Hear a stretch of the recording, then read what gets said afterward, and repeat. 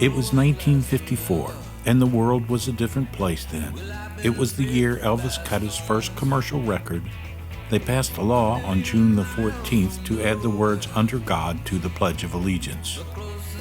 My parents' generation were recovering from the Great Depression and World War II, and the economy was all of a sudden booming. I was born in 1954, and that officially makes me a baby boomer. I come from a generation that wanted to see change. We wanted to make a difference in the world. We were against material objects and thought it led to the corruption of this country. Growing up, we wore blue jeans, t-shirts, and sneakers because they were cheap and not a status symbol. We grew our hair long to show that we did not conform to social stereotypes. We wanted to question everything: the government, society, the status quo, and mostly the war in Vietnam and civil rights. Music was such an important part of our lives. It defined us personally and as a generation.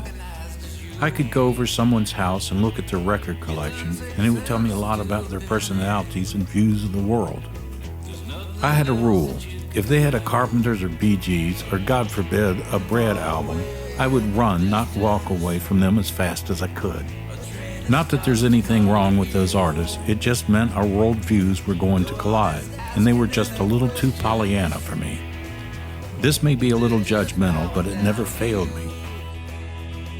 We believed in free love. It was a brother and sisterhood of sorts.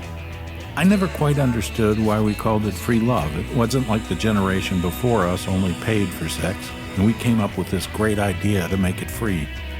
I know free means no commitment, man. Just love the one you're with. Looking back, we just wanted sex with no commitment, and birth control opened that door. We would live in communes and paint peace symbols on everything.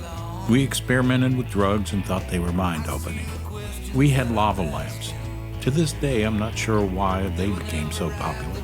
I know the idea was to watch the wax or whatever the hell's inside of it floating around while you're stoned out of your mind. But why did we buy them?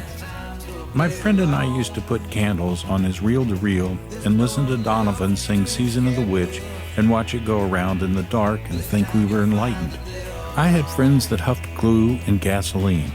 Just what the hell were they thinking? Most of them are dead now. I wonder why. One time I went over a friend's. He had a bunch of banana peels hanging from a coat hanger in his closet. He had heard that if you dry them out and smoke them, you could get high.